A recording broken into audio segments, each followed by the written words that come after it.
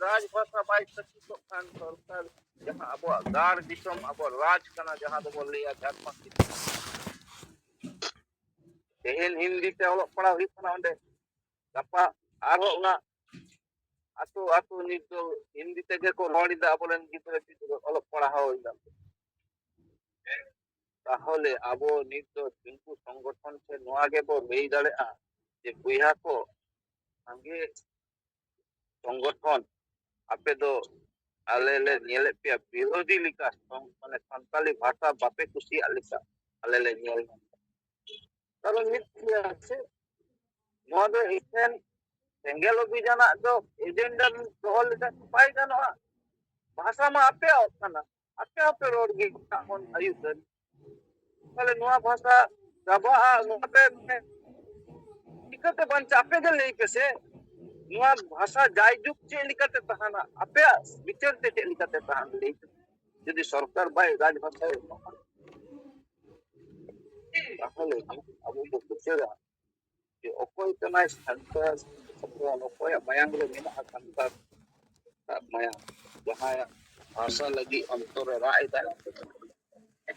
ठीक गया इनको नहीं ले दा चिकनी या पे आला पे ले या सब चिकनी दिन में हुई नहीं गया प्राय 20 साल पे रोड इदी पिता चिकी चेल पर तुम्हें तो पर लहा है ना हुआ उना लहा में सरकारी मानते ज्ञान की अब संताली भाषा তাহলে তেহেন সান্তালি ভাষাতে অলপ পড়াও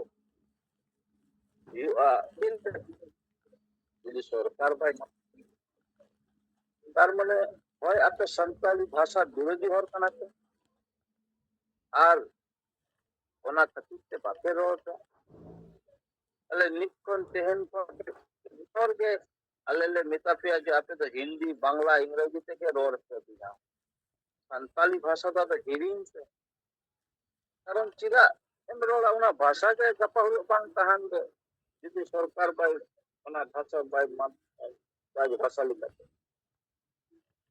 केंद्र सरकार में एकदम राष्ट्रीय भाषा लेकर शेड्यूल में घोषणा किया है 2022 अड़ी जगह रे भाषा दिवस के मनावा गप्पा हिल अदो उना को लोग जखानो मनाव कते चेला नी तो आसे का उना कथा बाय ले ये संताली भाषा भाषा लेकर से झारखंड हुई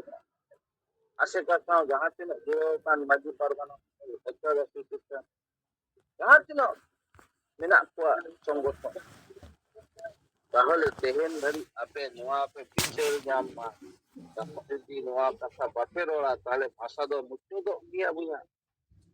নোয়া ভাষা যদি সরকারি মানত পাই না সরকার মানত মা নাম কা গিয়া শুধু ঝাড়খণ্ড সরকার রাজভাষা ঘোষণা পাই ঘোষণা আদো মানে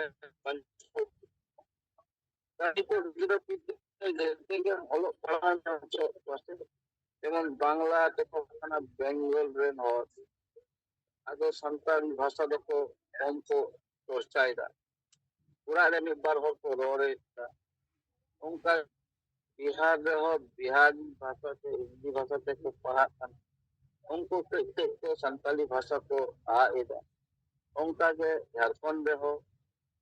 बिहारी भाषा जहाँ हिंदी बनाते को पढ़ा और संताली भाषा को कम बेसी आदत को आएगा नवा जन्म दिन हो नवा उनको किधर को उड़ीसा रे हो उड़िया भाषा से को पढ़ा देखो एक ही हाल তাহলে কেন্দ্রে আবো ভাষা বাঞ্চাও বুঝাও না তাহলে তে হর কে নেতো থেকে দিবা যে ঝাড়খণ্ড রাজ্যে যদি আবো নোয়া রাজভাষা স্থাপিতা তবে না কিন্তু আবো ভাষাটা বাঞ্চা সরকার মা কেন্দ্র সরকার এই শিডিউল রে রেড চৌকিদার সরকারি মানতে এম কে দাই নিতো অসুবিধা তো হলো আল উর্দু ভাষা এম যাবে উর্দু ভাষাতে অলপ পড়া হইছে না পড়া হইছে না তাহলে নাম ये समस्या संतारा ओना भोट की ढंगमता से संतार को बको एमन तना भोट गाय जुग से तो भोट को एमन कर ताले सीधा सीधा शांत बेईमानी हिंदू तना नुआ ये कारण ᱟᱫᱚ ᱚᱱᱟ ᱠᱚ ᱢᱮᱱᱟᱜᱼᱟ যে সান্তালি ভাষা রাজভাষা কথা যাহাই পাই লিয়ায় সংগঠন ভাষা বিরোধী মেন থেকে বো উচ্চনীয় তাতে আশেটা হুᱭᱩᱜ মাঝি পারগানা হুᱭᱩᱜ গাইকার অ্যাসোসিয়েশন হুᱭᱩᱜ যাহা লেকান সংগঠন গে নিজ নয়া কথা এহব রোল এহব মাবো এবং জনতা হব জাগরুক কোয়া যে নুনকু সান্তালি ভাষা বিরোধী হর কানা কো নুনকু ऐसे ही चिकी कथा को लेदा नुनकु चिकी हो कुछ किया कारण जतो हर को बताया যে সান্তালি ভাষা রাজভাষা হওয়া সাথে চিকিও অলবিল হইবা রাজভাষা সাথে অলপ পড়াও চালুয়া যতক্ষণ ভাষা বাই চালুয়া রাজভাষা লিখাতে সরকার ততক্ষণ চিকিও বাং চালুয়া বুয়া অত গ্যারেন্টি কারণ ভাষাকে তো মানত কানা সে চরতি ভাবে আদো ওনা ভাষাকে যদি বাঙান সরকারের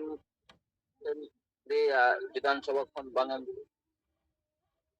samanga বিধানসভা রে বিল পাস কাতে যে তেহেন ko niya noa ঝাড়খণ্ড রাজভাষা লিখাতে noa ko agu kita tobe to school college hospital যেতে জায়গা রেগা তো ওনা সান্তালি ভাষা থেকে অলপ পড়া নকরি চাকরি যত হই আদো নোয়া কিন্তু আবো জাগরুকতা আবু ko জনতা বাকো বাডায় কিন্তু নুনকু jahat tino গণসংগঠন নুনকু তো বাডায় যে ভাষা ততক্ষণ বাং রাজভাষা লিখাতে ঝাড়খণ্ডে হুᱭᱩᱜᱼᱟ ততক্ষণ চিকিতে তো অলপ পড়া বাং হুᱭᱩᱜᱼᱟ আমরা বেঙ্গল রে হয়তো চিকিতে মিদ বারিয়া কলেজ স্কুল কলেজ পড়াও করতে ko পড়াক কানা onde do আধা খরচা পড়াও হুᱭᱩᱜᱼᱟ সরকার আর্থিক ভাবে পড়ায় কারণ do হুᱭᱩᱜ কানা নোয়া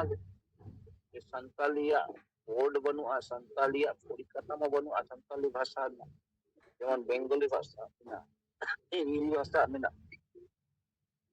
ᱟᱫᱚ ᱚᱱᱟ ᱠᱟᱨᱚᱱ ᱛᱮ ᱱᱚᱰᱮ ᱨᱮᱱ ᱟᱹᱰᱤ ᱜᱟᱱ বেঙ্গল ᱨᱮᱦᱚᱸ ᱱᱚᱣᱟ ᱥᱚᱢᱚᱥᱥᱟ ᱨᱮ ᱠᱚ ᱧᱩᱨᱩᱜ ᱪᱮᱫ ᱞᱮᱠᱟᱛᱮ ᱯᱚᱨᱚᱵᱚᱨᱛᱤ ᱠᱟলে ᱯᱟᱲᱦᱟᱣ ᱜᱟᱱᱚᱜᱼᱟ যার জন্য নোয়া অলচিকি তে পড়াও না ইচ্ছা হো আডি কম কান আডি গিদরা সান্তাল ko ᱟᱫᱚ নোয়া তে বুঝᱚᱜ ᱠᱟᱱᱟ ᱟᱹᱫᱤᱵᱟᱹᱥᱤ ᱥᱚᱝᱵᱤᱫᱷᱟᱱ ধারা ᱚᱠᱚᱭ ᱦᱚᱸ ᱵᱷᱟষᱟ ᱫᱩᱞᱟᱹᱲ ᱫᱚ ᱵᱟᱹᱱᱩᱜ नवंबर 2003 साल ले भाषा जितकर लेना अरे जैसे अब मन अल्फान मुर्मू के तो लड़ाई लगता है इन और को करो कर दिया 1% और के तो करो कर दिया कोई परसेंट और तो करो कहा रे इवन अब वो पिक्चर में हम जाके संताल भाषा तरी के बाको कुछ या अब संताल के तो विशेष करते जहाँ उनको गणसंघ का इन लेगा जहाँ आम पब्लिक उनको बाको बुझोगे उन्हें तो मना गन मेनखान जाय गणसंगठने चालू कदाय दुकाने चालू कदाय जनता एरे लगी तापरे नुकु इमिडिएटली नुकु को जनता ठेन कोहाम ये सरी के आले बाले कुसिया कांते बाले रोड इदा संताली भाषा राजभाषा हुयुमा ना को लई मसे होगा तो से बोले दीवाना को लीडर ठीक है তাহলে আপের নোয়া রোড এহব কে আলে তো নোয়া ভাষাতে বালে পড়া তে বালে কুসিয়া কানা চাবাই না কানা अनि देखो जहाँ बंगाल रे हम मेना पिया देखो ते के रोड से सांदो को तो भाषा भाषा हिंदी कम होला इंग्लिश तो ते ले कि अनि ते रो किया तो निये के सलाम आपो নিজ রোড এহব মাবো নুকু গণসংগঠন দো সান্তাল ভাষা বিরোধী মানে কাতে ko bako resi agya pal নালে অনুমান এটা যে বাংলা নুকু bako kusiya আর ওনা থেকে রাজ ঝাড়খণ্ড হুᱭᱩᱜ ᱚᱱᱟ ᱠᱟᱛᱷᱟ bako rodi এই চিন্তাকে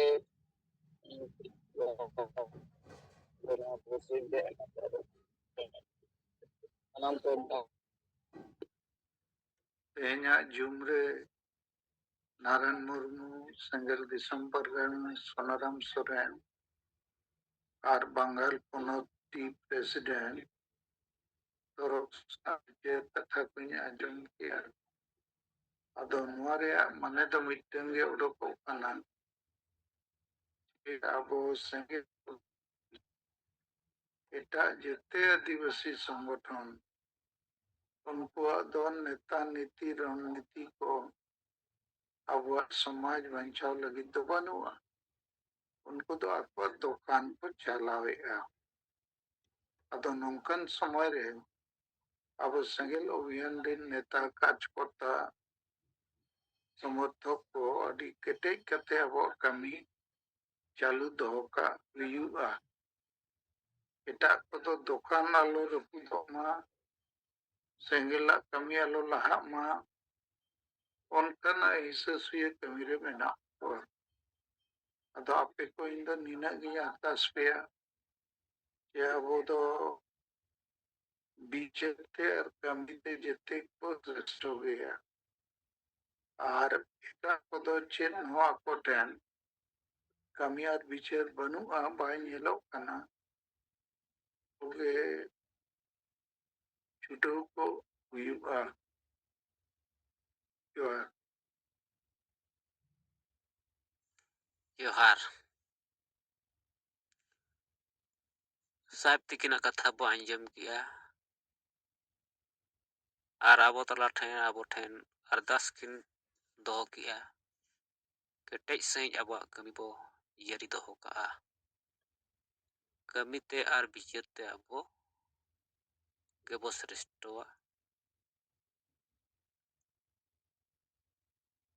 नोआ साहेब तिकिना कथा अडी सरी कथा बो आंजम किया और आबो हो ओनागे नोय बो ñam दाड़िया कना आदो ओना लेकाते आबोआ सेंगेल जीवित दोहय दरकार नेता नीति रणनीति कमी होरा